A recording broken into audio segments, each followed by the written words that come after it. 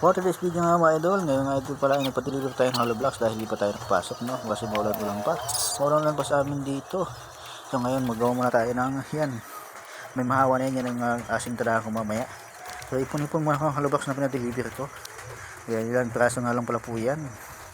Maraming salamat nga pala sa nag-deliver. At salamat nga din po pala sa mga nagsusuporta sa akin.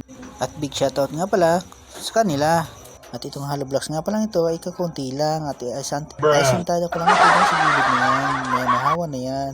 At itong dadaanan ko sa kayang taas na yan. Ito palang dadaanan ko ay lalagyan kong bintana yan para may sisilitan. At napa-slow mo pa nga lang yan. Nakabulit speed kasi yan. At kaya malalo yan. Pero mamaya bibilis yan. At kahit nga pala nag-uulan ay gagakot ako niyan. Lata lang maliwanag pero umulan sa labas yan.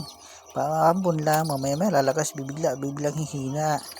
At yun lang po at maraming salamat. Thank you for watching.